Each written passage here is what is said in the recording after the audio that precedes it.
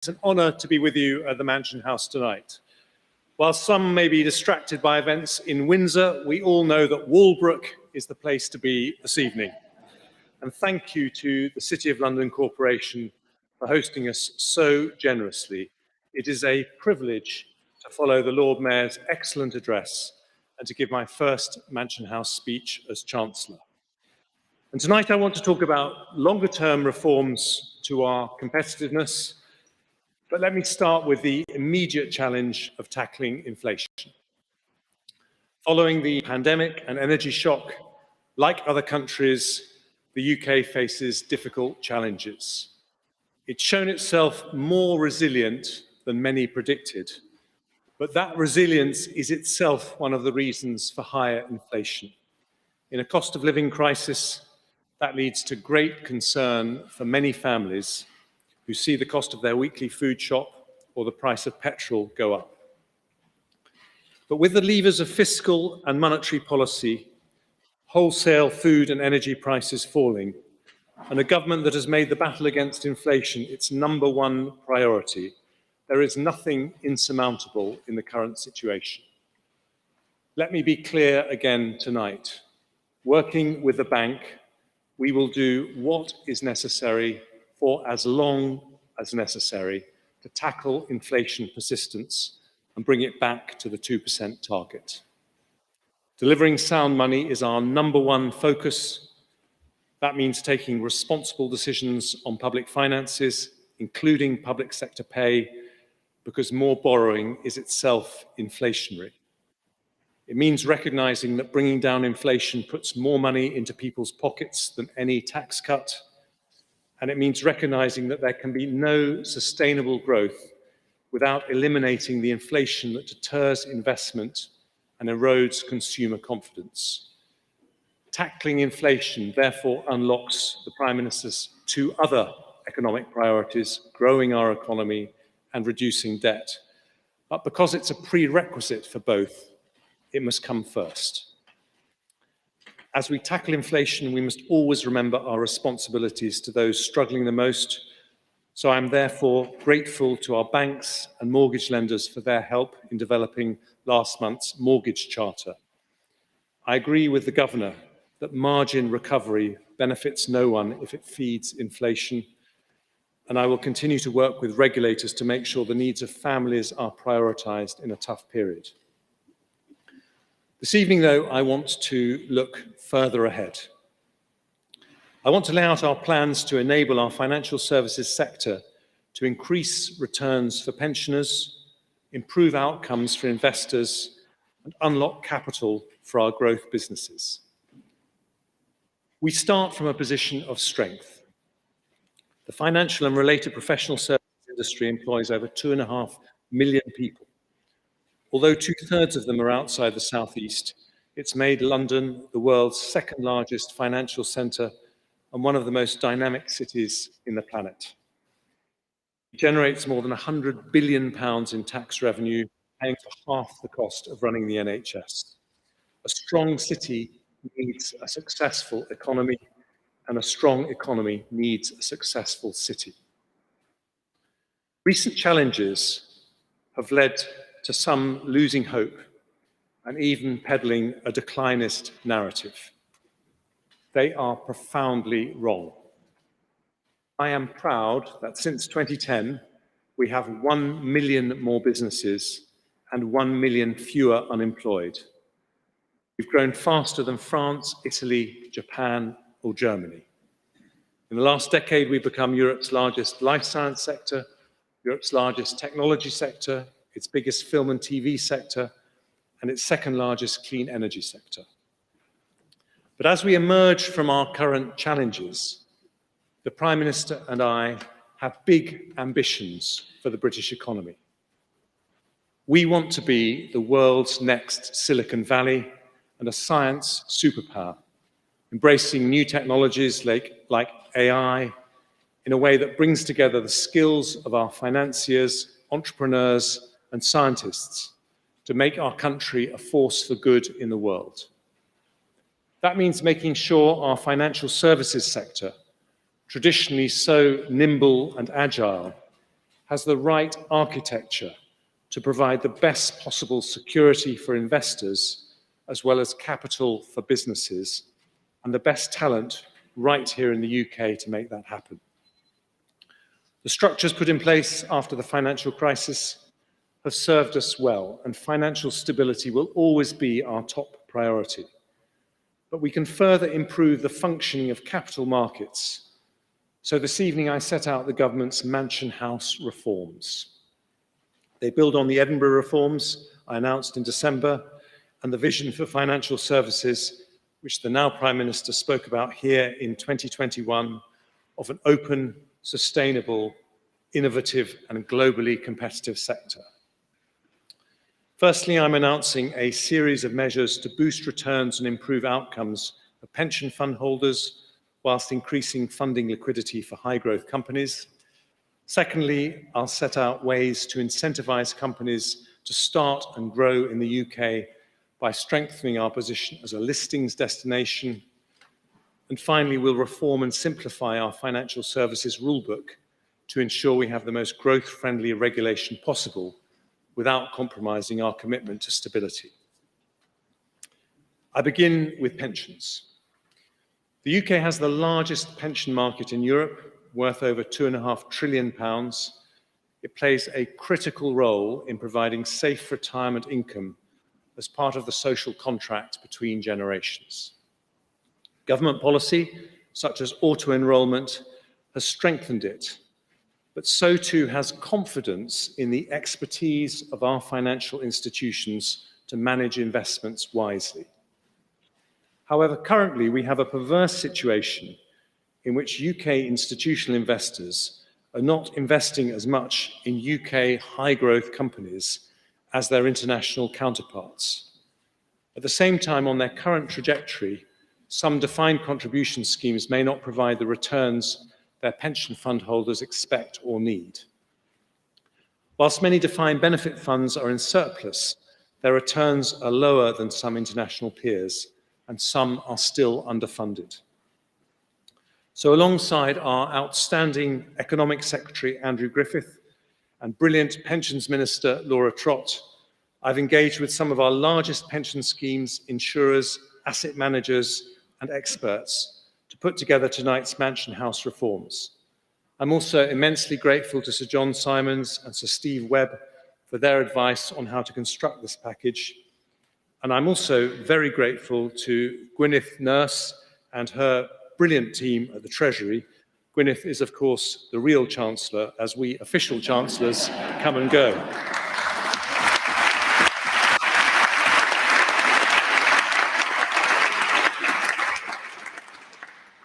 Tonight I lay out the direction of travel. Sometimes consultations will be necessary, but all final decisions will be made ahead of the autumn statement later this year. And as we make those decisions, I'll be guided by 3 golden rules. Firstly, everything we do will seek to secure the best possible outcomes for pension savers, with any changes to investment structures putting their needs first and foremost. Secondly, we'll always prioritise a strong and diversified gilt market. It will be an evolutionary, not revolutionary change to our pensions market. Those who invest in our gilts are helping to fund vital public services. Any changes must recognise the important role they play. The third golden rule is that the decisions we take must always strengthen the UK's competitive position as a leading financial centre able to fund, through the wealth it creates, our precious public services. I start with defined contribution pension schemes, which in the UK now invest under 1% in unlisted equity, compared to between 5 and 6% in Australia. Today, I'm pleased to announce that the Lord Mayor and I joined the CEOs of many of our largest DC pension schemes, namely Aviva, Scottish Widows, L&G, Egon, Phoenix, Nest, Smart, Pension, M&G and Mercer, for the formal signing of the Mansion House Compact. The Compact, which is a great personal triumph for the Lord Mayor, commits these DC funds, which represent about two-thirds of the UK's entire DC workplace market, to the objective of allocating at least 5% of their default funds to unlisted equities by 2030. If the rest of the UK's DC market follows suit, this could unlock up to £50 billion of investment into high-growth companies by that time. Secondly, we know funds can only optimize returns from a balanced portfolio if they have the scale to do so.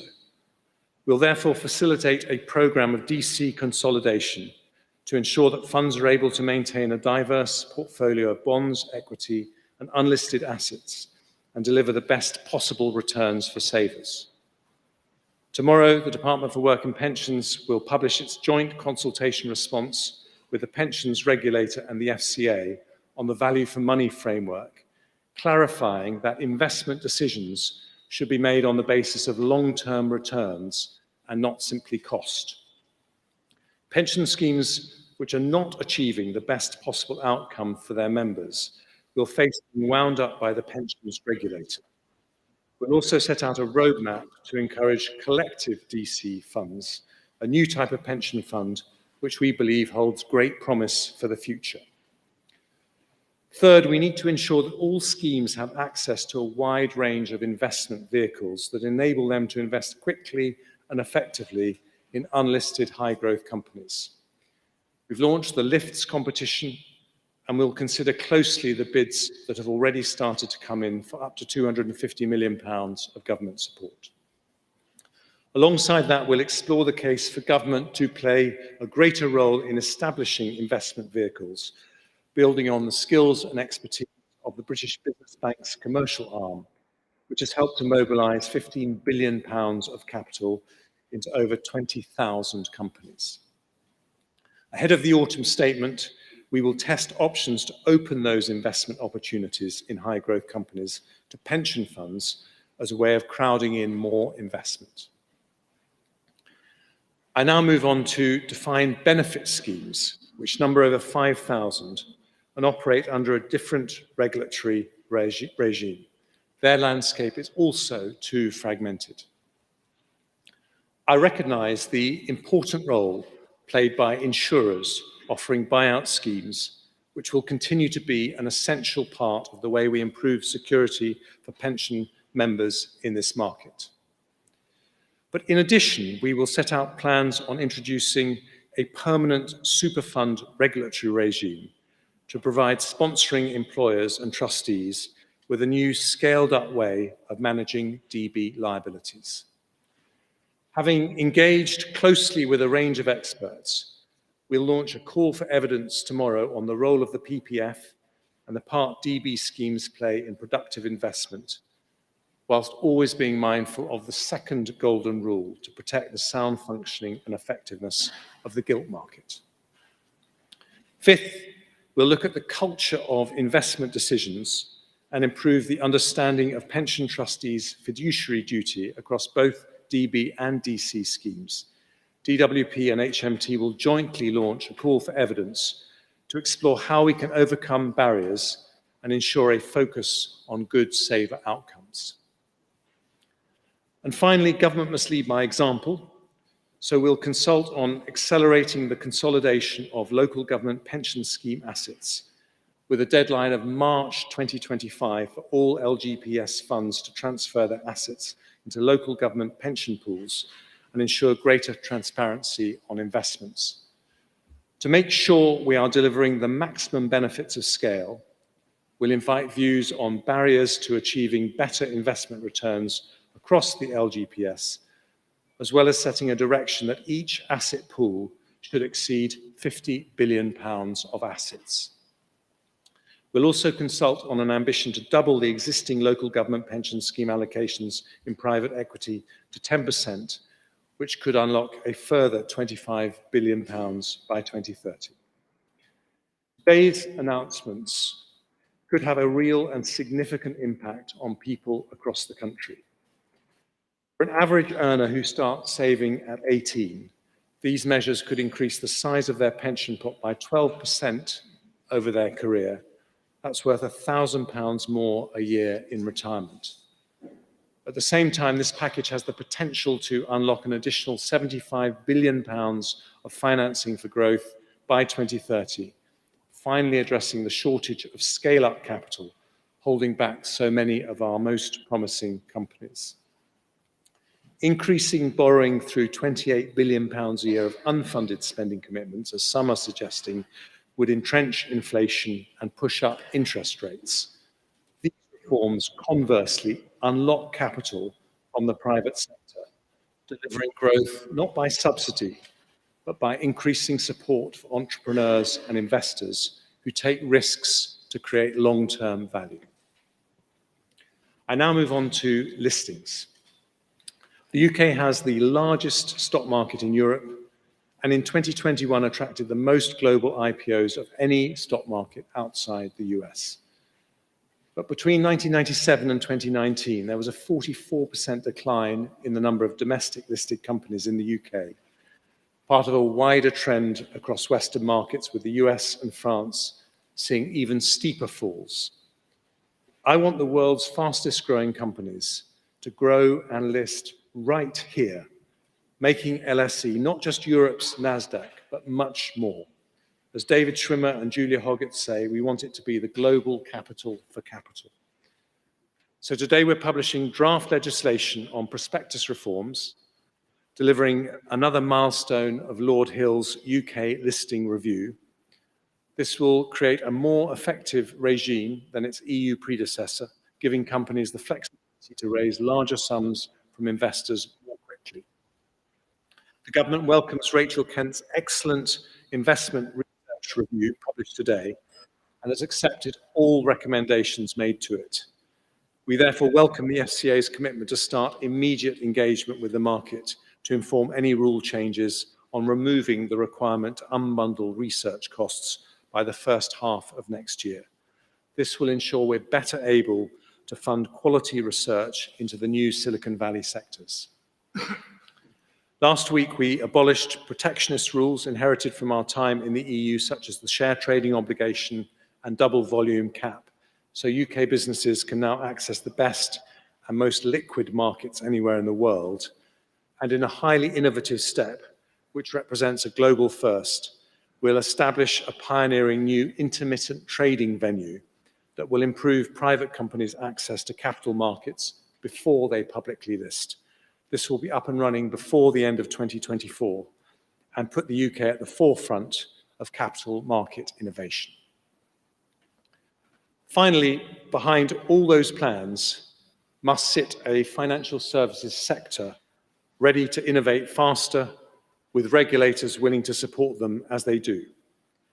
We have one of the most robust regulatory regimes and some of the best regulators in the world. Brexit gives us the autonomy to put their skills to even better use as we seek to become leaders in the industries of the future. So I'm delighted that we have just last month passed into law the landmark Financial Services and Markets Act, which will ensure our regulators have an appropriate focus on growth and competitiveness alongside their wider responsibilities. The Act unlocks wholesale reform of our approach to regulation. And today I can announce that we're commencing repeal of almost 100 pieces of unnecessary retained EU law, further simplifying our rulebook whilst retaining our high regulatory standards. Alongside this, last month, I was delighted to sign the UK-EU Financial Services Memorandum of Understanding as we build a new relationship with our European partners. We're working closely with the Bank of England to reflect on lessons from recent events to ensure the UK has the best possible arrangements in place to improve continuity of access to deposits when a bank fails, even if it's not a systemically important one. And I want to make sure that we're at the forefront of payments technology. So I'm launching an independent review into the future of payments led by Joe Garner to help deliver the next generation of world-class retail payments, including looking at mobile payments. We're laying new legislation to give regulators the powers they need to reform rules on innovative payments and fintech services. And together with the Bank of England, we're exploring potential designs for the digital pound should we decide to introduce it. My Lord Mayor, Governor, ladies and gentlemen, pension industry and listings reforms backed by smart regulation to unlock better returns for savers and more growth capital for businesses. That's what today's Mansion House reforms deliver. British growth driven by British financial firepower, providing higher living standards and better funded public services. With cooperation between government, regulators and business closer than ever, we'll deliver not just more competitive financial services, but a more innovative economy. More money for savers, more funding for our high-growth companies, and more investment to grow our economy. This is the vision I set out today. Let's deliver it together. Thank you very much.